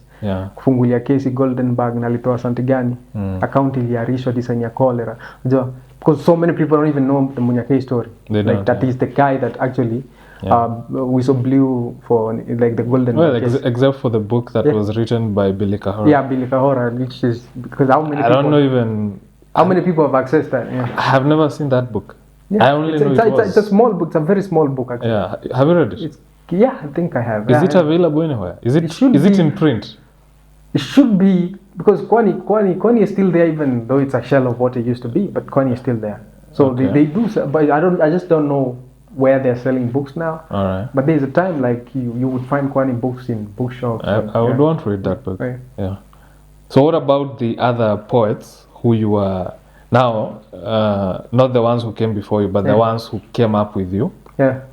So and also now the ones who now you're seeing. The same. So I think for the ones came up with me, of course, now I kind of found teardrops, but it's kind of within my peer range. Like Mufasa, there is the guys in Heart the Band. They were spoken word poets. Yeah, the Mordecai, who's like the lead singer, and so were they rappers in those days? No, they were poets. And they sang as well. Yeah, they can't actually. I think they got together because I've judged when they were slamming, right? Yeah. And so there's a guy who was before me. There's a guy who was called Fuse. Fuse is still around, but I think he was also a visual artist. So I think he's just doing a lot of that. But, and being so many people, like there's the Ryan Boys, there's the Wanjiku Mwaura, there's a lot of people who kind of came and left, right? The guys who used to organize street poetry, it's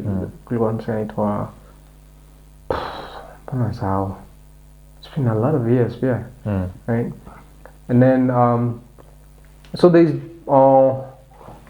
and now,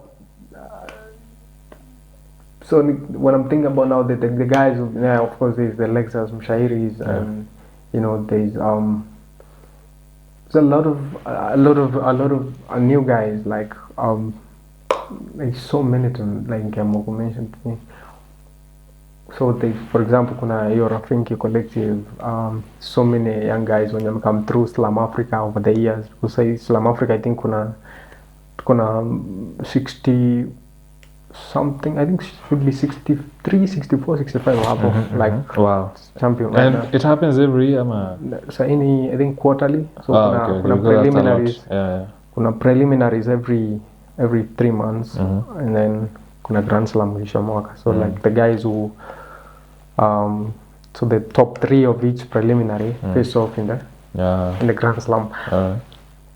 Yeah, so there's been no spaces like where and there's been a lot of artists, and also like to think that somewhere along the way here they incorporated spoken word poetry in music and drama festivals, right?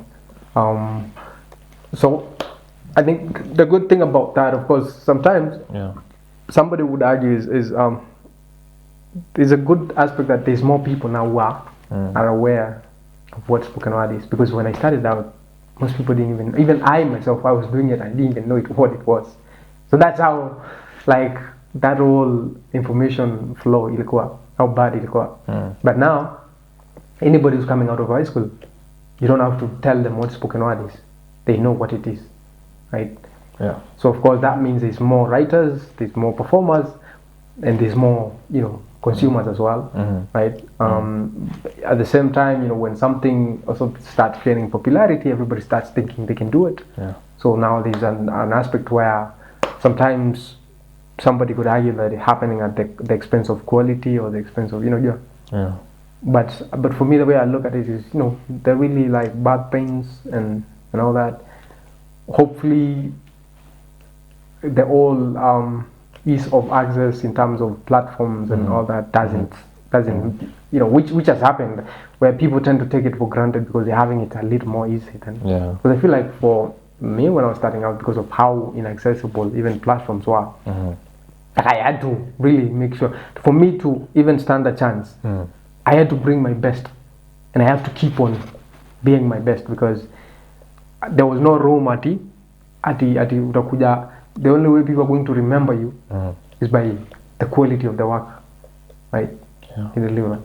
But nowadays, somebody, I feel like nowadays you can anybody who's on, you have young guys who are coming out of high school. If you are an artist in high school, for example, because if I was like the person I was in high school right now, if I was in high school right now, probably by the time I'm leaving high school, I have 20,000-30,000 followers online, because all my peers have phones, and all these kids are going either wako na phones ama wako na access ya simu za wazazi wao, unaona, and they have TikTok accounts, they have Instagram accounts, so they can follow me, right?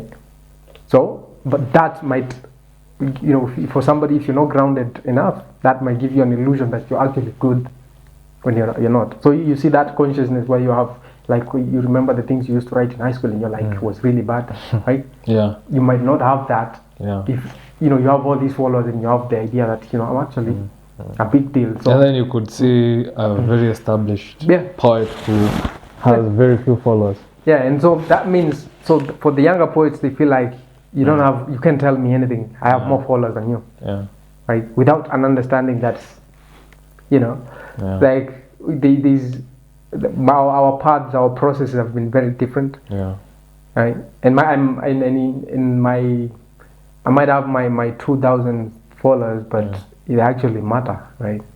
Because there's a huge part of that all social media following where, it's just an online presence. How do you translate that on the ground? Because when it's all said and done, you have to. Yeah. It's either that or it just becomes numbers. Because I also feel like in this day and age, there's nothing that lies like numbers. True.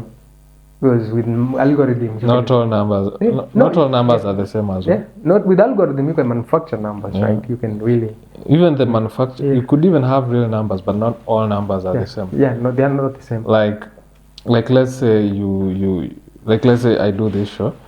It's literature. I could have numbers of people who love literature. Yeah.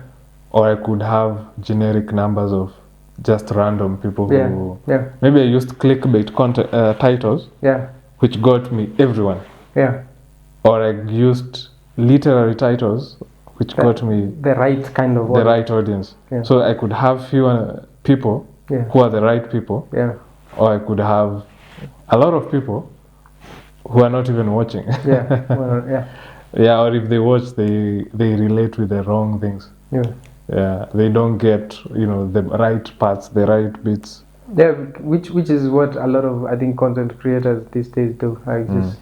It's like you're banking on shock factor. You're banking on they like controversy pretty much. It's like you're giving people sound bites, and then and that can be misleading sometimes, because if you take like a 1 minute piece of this interview, maybe about something I said that out of context, and when somebody shares the 1 minute and you're sharing, and a lot of people that it gets to. I know people who are curious enough to want to know. Let me see. I want to watch the whole thing. Like, what is this about? It could cause an uproar. Yeah. Right. So. And which even now it's like this whole raw business and how that has kind of manifested online. You know, people have been cancelled for speaking their opinions. Which, well, I understand the whole argument of reading the room and all that, but you know, but what are we? And maybe somebody should have held their comment for a bit longer, but I don't think if that makes much difference really. Because a huge part of the reactions is coming from people who are. It's like it goes into the question of heroes and hero worship. I think Ali Mazrui wrote an essay about that. You know, is how do we perceive our heroes as human beings, or you know, do we perceive our heroes as some characters on a pedestal? You know, that are beyond reproach. You know? And so I find it rather interesting sometimes when I look at people online. It's like the fact that I am here talking about Mwariama, and I'm not saying Mwariama was a perfect person. He had his flaws, he made his mistakes. But I feel so. The reason I'm celebrating him is because I feel like in his human aspects, he managed to, you know, pull off some pretty extraordinary stuff. This is somebody who at some point alikuwa, you know, so they get ambushed. You know, I think they had come from a raiding, and then they were seated somewhere, Okiotamoto. They get ambushed by the colonial forces. Alikuwa next to a cliff, and he jumps over because it was either that or he surrenders or they kill him. So he jumps over, and so that hapo kulikuwa na myths zilikuwa born hapo. Some people say like he jumped over across the other side, you know, and then like so it become like a mythical thing, and then others say he died. So the colonial government, you know, what they did actually is that they started saying he died, and they killed a giraffe because he was a very tall guy. So they killed a giraffe and they started parading the bones. This is a story about Mwariama. Yeah, they started parading his bones, the bones of the giraffe. What about this story about that he sucked? Somebody had been bitten by a snake, and that's how he died. Oh, this other one is more of a myth. Yeah, this is this other one. Yeah. So what happened is that so you see the colonial government took a narrative that walisema alikufa because it was a cliff. He jumped off a cliff. Oh yeah. Jumped off not a cliff. died. Yeah, but they didn't find the body, so they killed the giraffe and started parading the bones. Wakisema Izake. Alright. And started something like some of the collaborators kwa vijiji wakitembea na hizo mifupa. Ndio watu wa give up. And then but then other people they ran with this narrative that he jumped across like in a superhuman aspect. But the actual what happened is that he survived the fall, but he hurt his back. And he was kind of bedridden in a tree house for over 6 months before he got well. I want to bring it back to where we started. So how did you get your awakening politically? What books have you been reading or have you read that have politically been essential to you in making you view the world in a certain way, the way you view the world? I don't think there's any particular moment, but I'll say like my awakening, for example, like was when I changed schools, right? Because I was kind of those indefinite suspensions, so I had to clear up and just find another school. So it was one of them, but I was coming from a provincial school, so I was feeling like there was another district school that I was doing pretty well, so I thought nitapata nafasi huko. And then I think a week into the new term, my grandpa talks to the principal, and sioni kama kijana atapata nafasi huko. So now I was kind of like kind of got me back to like, okay, So I was forced to settle for a whatever divisional mixed school around, and I think that got me thinking I needed to take ownership of my own decisions like that way. So, and I think from that point onwards was like, now whatever I'm gonna do, it has to be like, I have to make a choice that is I can live with, the repercussions, and but also as all that was happening, I think some of the books that were there, like, because even I think that the book I was telling you about, The Last Mau Mau, that has a story of Mwariama and a few, was one of some of the books that were in my grandfather's shelves, and I read that. And also there was a biography of Muhammad Ali. I think I read that at some point, and I think that kind of forms the foundations of because how being the sports person he was, but also very political, and I now listening to a lot of reggae music, and then when I found and I came across Tupac's music, and I think the person who really like kind of radicalized me in a way was Immortal Techniques music. Like, I think when listening to their albums like Revolutionary 1, Revolutionary 2, like that kind of just like kind of radicalized my political standing in a way. I can imagine listening to Immortal Technique as a teenager.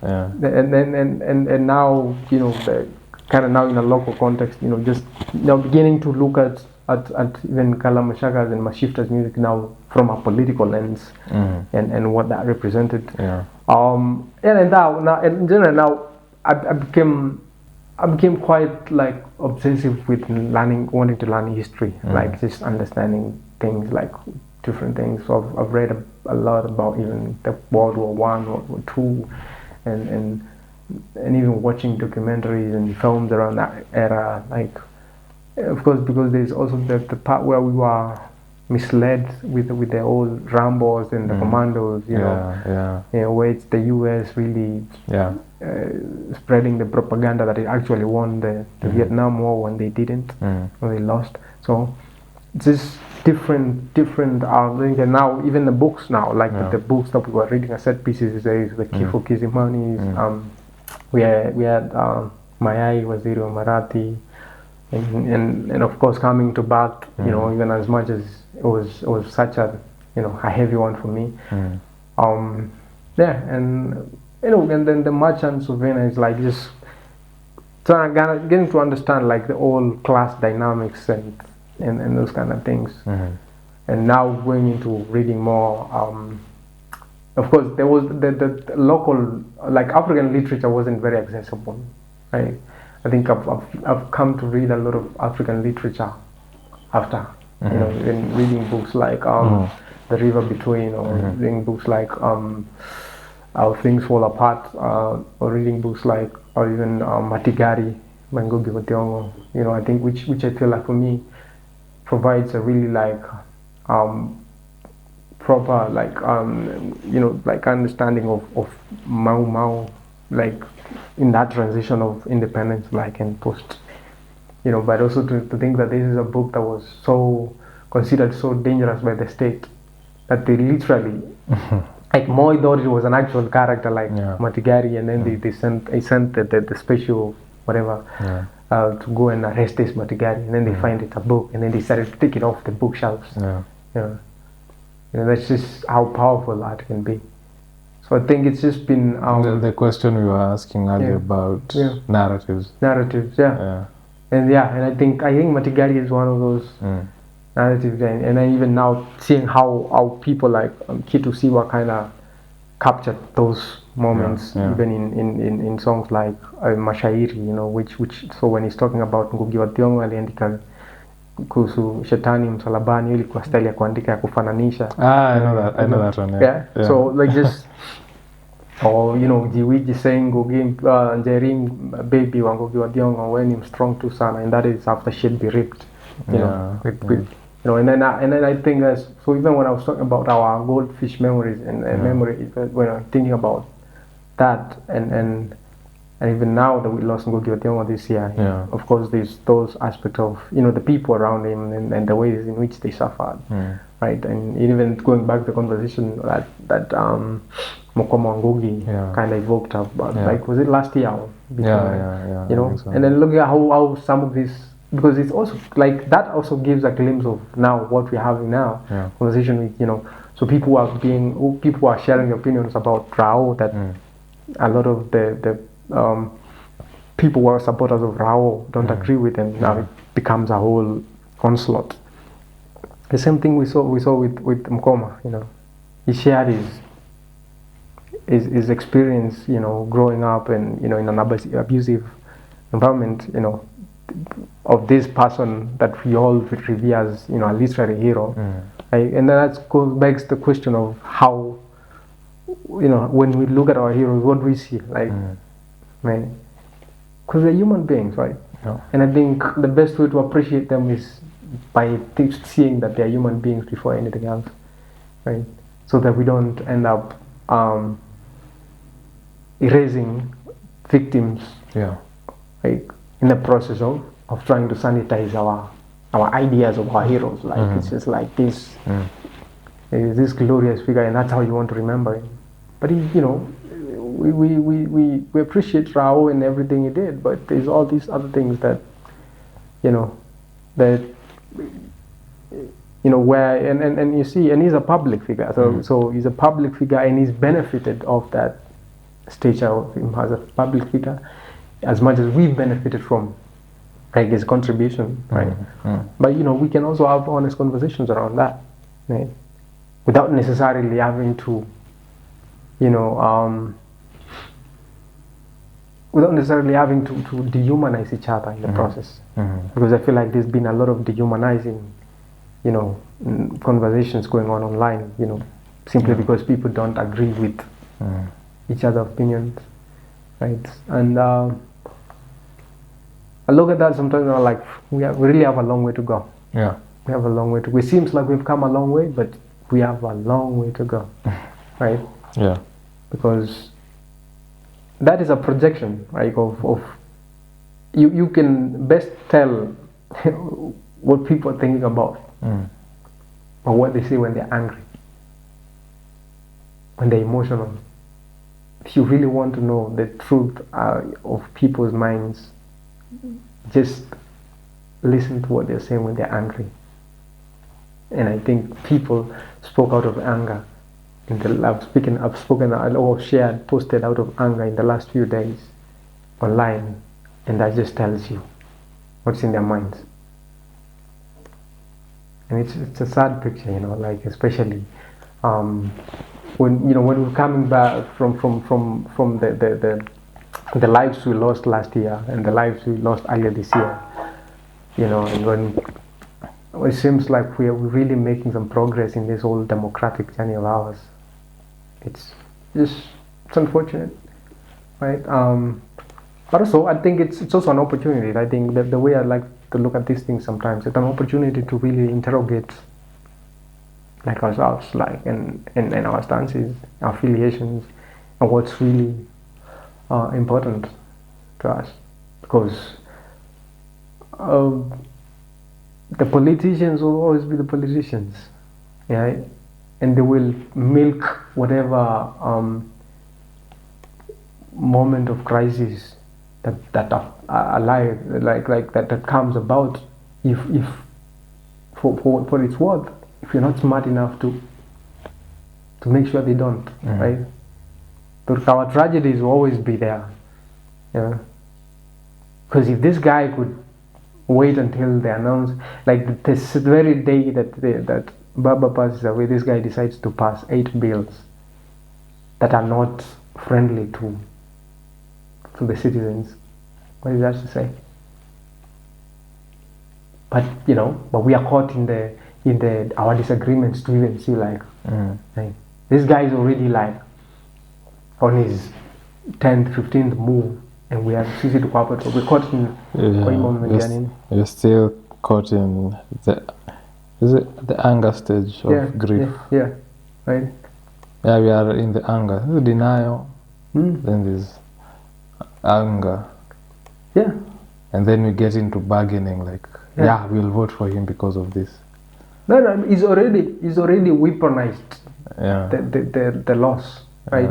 And then now I've also seen people who are already at the acceptance, like, yeah, I accept that there's no way he's not coming back. It's the stages of grief. Yeah. Yeah, it's been used very well. And man, sometimes we have to be above the feelings. Yeah.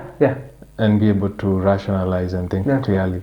No, or even if not about, because also our emotions also factor in. True. But also it's that we have to balance the somebody is owning our emotions. Yes, for sure. So there is the pure emotion, but you know, like even when you go to therapy, if you look at it clearly, like you're going there to feel things. Yeah.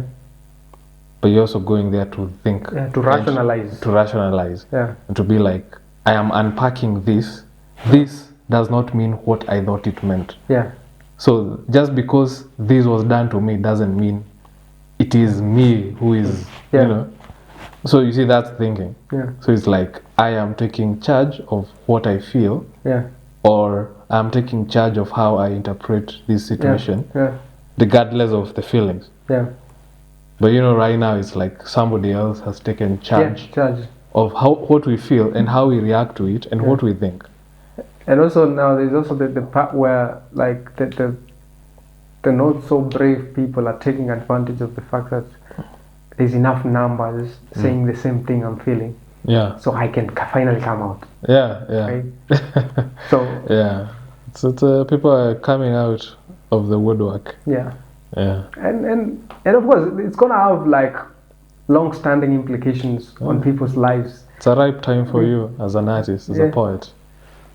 You know. I try not to exploit tragedies. No, I mean like not to exploit it, but to tell the truth. Yeah, for sure. But also I think that I'm also one of those artists who I'm not really good at creating in the moment. I get you. Like the people are really good in the real time aspect. It's like you're watching a gym. Like for me, I have to sleep on it. Because because even when I think the protests were happening last year, I couldn't create. I don't think there's anybody who has written or will write something good about the protests until like maybe after maybe 3-4 years. Yeah. In its time. I think I managed to write. No, I don't mean like poetry. Well, poetry probably. Yeah. But literature, like a book. Yeah, like a book. Fiction. No, it's gonna take a while. It's gonna take a while. No, because it's still unraveling, right? Yeah. Because we don't even know the numbers. We don't even know what it means yet. We don't even know what it means. We don't even know the numbers. Yeah. Of how many people, because right now the best somebody can do is probably zero in on the few characters that came. Yeah. Right. Yeah. They came on top, right? Or you know that kind of garnered a bit. But those people in the end also became turncoats. So it's like it sort of becomes a lie. Yeah. No, it becomes a lie. Because if those people ended up betraying the movement, and you make them the heroes, what does it mean? Like, then you're whitewashing it. Yeah, we don't even understand it yet, because if these people betrayed the movement, but what if those people change along the way and come back? Which is not like this country we've seen enough of these dramas unfold. No, I mean like these people follow the waves. And right now it's the politicians' waves.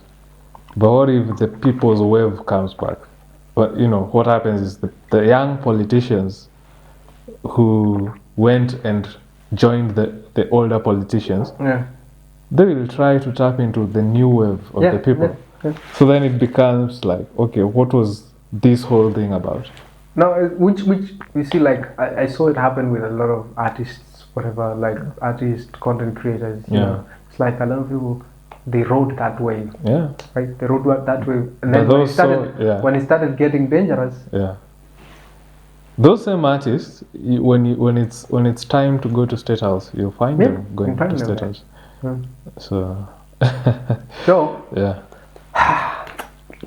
And I think sometimes I try not to be overly critical of people. I'm like, because also like I really don't know what you're contending with. So I hope it was worth you sacrificing your humanity for, because essentially that's what you did, or you're sacrificing your funds. Even it's like, because there's a few of those moments, of course, him co-opting that Angukanayo song, is that there's the part where Holy Family Basilica lock protesters out, right? I don't think people thought, especially that. I tend to feel like people didn't think through what that actually meant. What did it mean? Because it meant like, it's literally the church saying we are leeches, right? It's we are okay with you as long as you're in our audience, you're part of our audience, and but when it comes to making, we won't be part of your struggles. When it comes to making like a really like brave stance, don't count on us. And the fact that people continue going, attending the same, it's the same, it's the equivalent of so there's a child recently, I think in the coast, was killed in a school. And there was a few years ago, there was another child in Kayole, in a school in Kayole, who got killed in a class. Right. This girl called Michelle, I think, she was in class, and the teacher asked a question, and she answers wrongly. And mwalimu ile ati wewe ng'ombe, unajua, like hits her with a stick, and the child falls and dies. The school, instead of holding the teacher to account, decides to cover it up. They bribe the kids with, I think, 30 bob each. Right? But of course, the kids, when they go home, they're going to say, this is a young mother in her 20s. This is and she goes, she tries to follow up, and the school is in, and then she tried to go to police station, protest, and she gets arrested for it. And one of the cops who arrest her has the nerve to tell her, you're still a young girl, you have more kids. Right? Some people try to help that lady to push that case from the Senate. Apparently, when the Senate, this guy's got a job at the judiciary as a cleaner. Even the case is leisure. Right? Like, that one story can tell you how badly off we are in terms of, just our humanity, basically. Because that school, the fact that the other parents let their kids go back to the same school the next day just tells you everything you need to know. That somehow we've convinced ourselves, if it's not me, it doesn't count. Because unapeana mtoto wako, because what stops your kid from being the next victim? Right? No, the fact that the school itself chose not to hold, because they could have easily called the cops wakuja waarestu mwalimu if wadeka kesi, but they decided to own they decided to own whatever to cover up the case, even bribe the kids. So now the entire school and its administration, they become culpable for that. The police walikubali pia kuhongwa. That is Kenya for you today. So, and the fact that, but then you have to ask yourself, who owns this school? Kama mpaka Senate ilikuwa co-opted. That this mother didn't get justice. Who owns that school? Right? So that's an entire chain. That you have literally sacrificed this child for whatever. Right? There's another one that I think happened maybe this last month, I think somewhere in the coast. Right? Tulianza kuongea hizi wenye walikufia sijui the other school yenye ilishika moto. And so many other instances that you've had parents following up on. Is this something you're writing something about? I wrote something about that. For that first case, I wrote something about that. And because it was one of those things like how do we even rationalize that? Is it something you can do like a few lines before we conclude? I can't. I don't have it offered. Yeah. Just a few lines. I left my phone somewhere. No, but essentially, but also I wrote it in a lady's perspective. Okay. So I did it as part of my show, Mwariama. Okay. So I had to get another lady. Like there's a lady called Nyash, who's actually another young poet who watch out on. Yeah. And so she's the one that performed it. Like, okay. Yeah. But basically the way it starts, it's like with the cop saying, nini mama unasumbua, ungali mchanga bado utazaa wengine, like just that. And then now it's the lady like kind of talking to the cops and she's trying to make it just trying to make you understand like if because one thing I'm told to be a law-abiding citizen. Yeah. So if this happens, I should go and report to the cops, and then but then here we are, it's the police telling me that I should forget about it. I'm going to have more children. The same school I took my kid to so that they can get an education, because I was told all kids have to go to school.